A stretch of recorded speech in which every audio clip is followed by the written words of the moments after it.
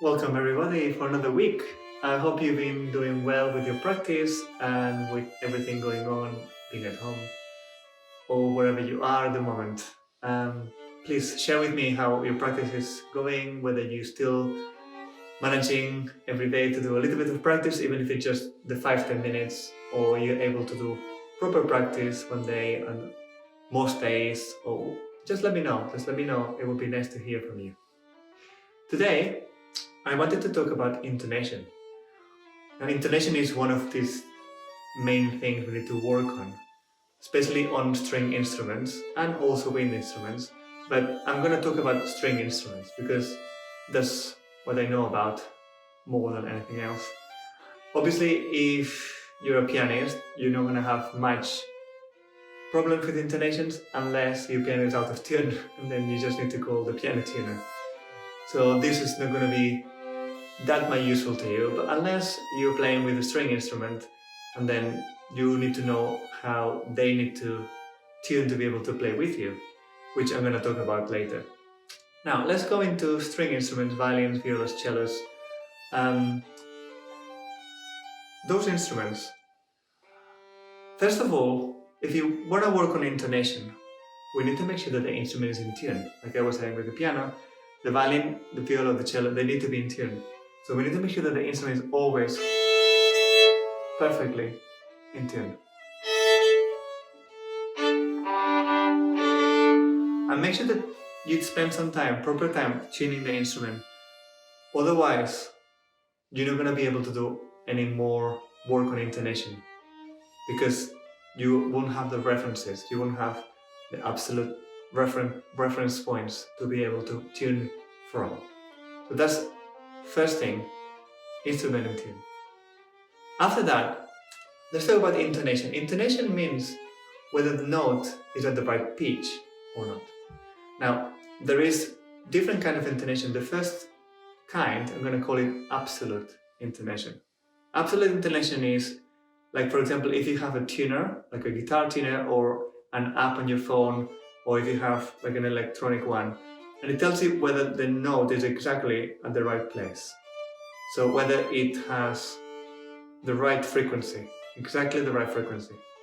And that's really important when we tune the instruments. That's essential, because it's going to give us a frame where we can work from. Now, we can't do that with every note we play. It's impossible, nearly impossible. And it's not even so useful sometimes. And we need to learn what relative intonation is. And that's what we're going to talk about today.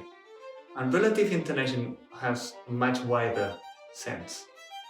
It could be relative to, for example, to your own playing, or it could be relative to someone else you're playing with. And that's what I was saying earlier for pianists. So if you're playing with a piano, you want to make sure that you're in tune with the piano. So first of all, make sure your A string, for example, is in tune with the A string in the piano, and then you continue instrument from there, because the piano might not be at the same tuning as whatever the app or whatever the tuner is telling you, because the piano might be slightly out. In theory, it should be in tune, but there's so many different ways of tuning a piano that you need to make sure that you're in tune with that particular instrument, that particular piano that you're playing with. So always check that the piano is actually in tune with you. And you're the one who can tune quicker, so the pianos are going to tune for you. So you tune to the piano. If you're playing with other instruments like other violins or other violas and cellos or and an orchestra with many, many more, you need to have a reference for everybody. So everybody has to start with the same reference. So everybody will tune to the same. And then, if it's all string instruments, there is a lot more intonation, interesting intonation topics that we can talk about later on. But let's just stay for now into tuning to yourself, because that's what you can practice best at home when you practice. So intonation, relative intonation, needs always a reference. So the reference we have is our strings. In the case of the violin, if it's a viola, it's going to be different, or the cello, different strings. but they're going to be in tune. We always need to tune to those strings. That's the first thing. So, for example, if we have, let's just say a D, and we have a D on the A string, we want to make sure that that note is always in tune with the D. So that's your reference. That's the first point that we want to make sure that it's in tune. Those notes, being octaves, or even fifths, like when we tune the strings, those notes are the ones that have to be exactly in tune to start with. If those ones are in tune, then you can tune everything else to those other notes. Okay? So, first of all, find whether it's by ringing or whether it's by actually playing the other notes, which notes or where the fingers need to go. If you're a beginner or you're not yet that advanced, I would suggest that you look for the ringing on those notes. So if it's a violin, if it's a third finger on first position, this with a G, you're gonna always look for those ringing notes first. Okay? It could also be whatever notes that have the same name as one of the strings. Those are gonna be ringing notes. So those are the ones that we want to make sure that they're in tune first. That's the first thing. Now, if you have another note that is not one of the ringing notes, then it's going to get more interesting.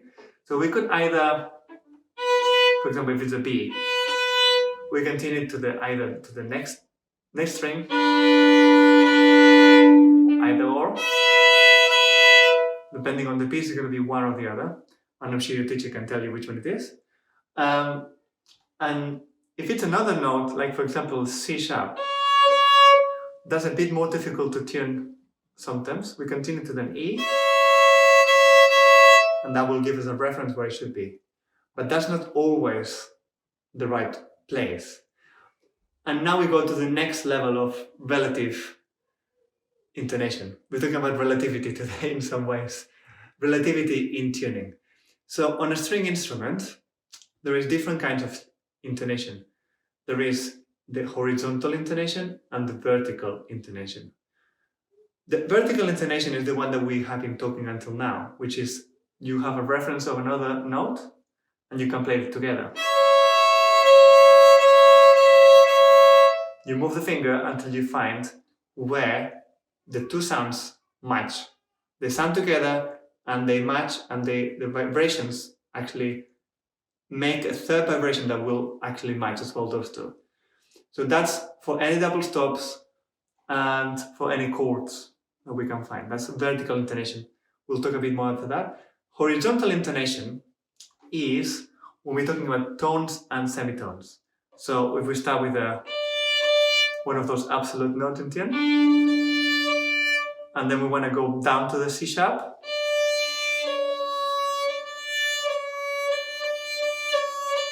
we want to make sure that it sounds like quite small, because that's a semitone. And we can also talk about small semitones and big semitones. So it's not going to be the same a D and a C sharp, or a D and a D flat. It's going to be slightly lower than the C sharp. That's quite a bit more advanced. But it's important to know that some semitones are big and some semitones are small. And then we have the tones.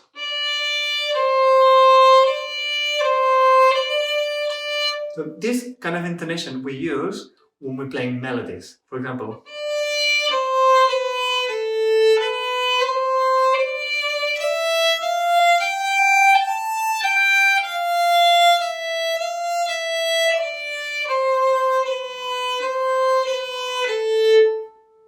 that's when we need the horizontal intonation. And we're talking about reference points and in between tones, either tones or semitones. And within that, whether it's a big or small semitone.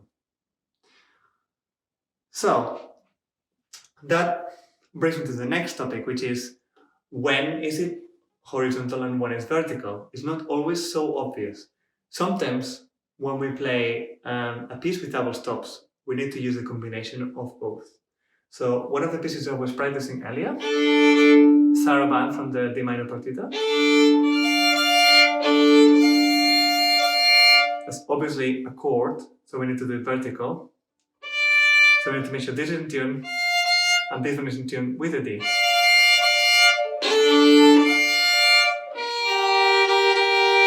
Same thing here. We find the note that is absolute, and then the other one. And then, from now on, it's more of a melody. That's gonna be horizontal intonation.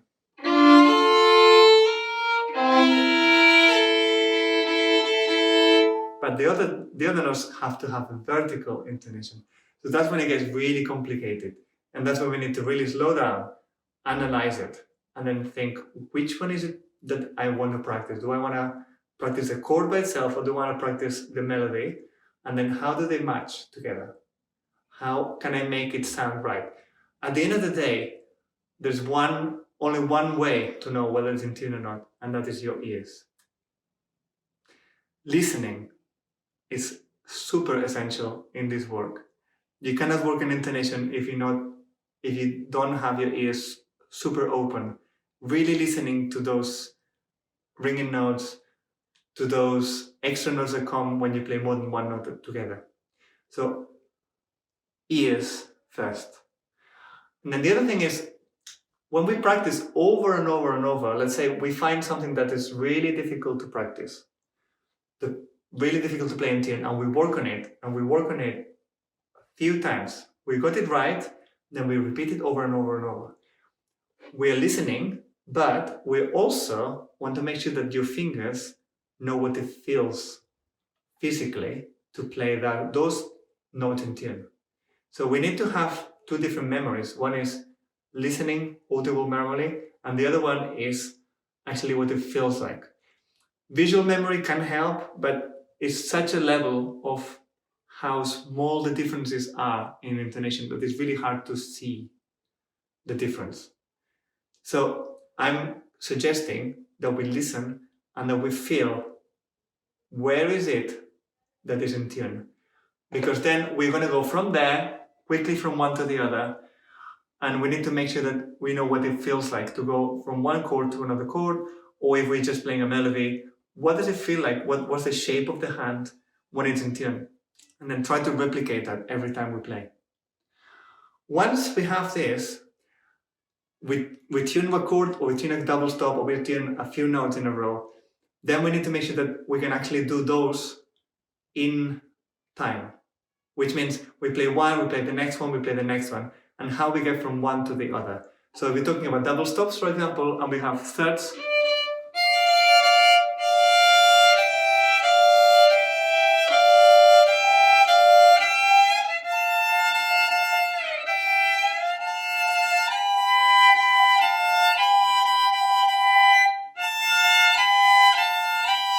and making sure that the fingers go at the right place without moving around when we're playing it. So we just want to make sure that the fingers actually fall in the right places.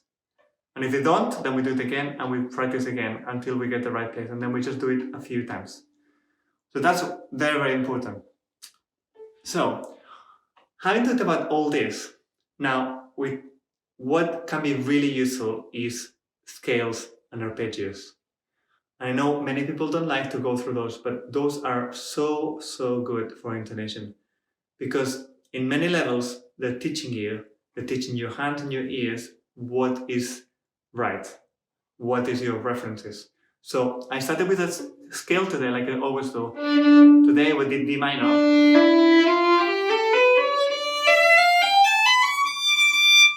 Doesn't matter how long it is. If you're less advanced, it could just be an A major.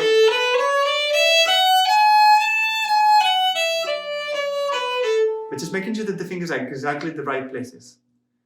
Making sure that those fingers are in reference to those absolute notes that we worked on. And arpeggios, in the same way, is of a vertical intonation. Scales work on horizontal intonation. So we need both of those to make sure that they end tune. If you're more advanced, then you go into double stops, scales, and arpeggios. Can be really, really useful. So I hope this is a little bit of help with intonation. Let me know if there's any topic on intonation or anything else that you need some clarity or you would like some tips, and I'll try to make a video about it. Or maybe some of my practice might be focusing on that later in the week. Thank you very much. See you very soon.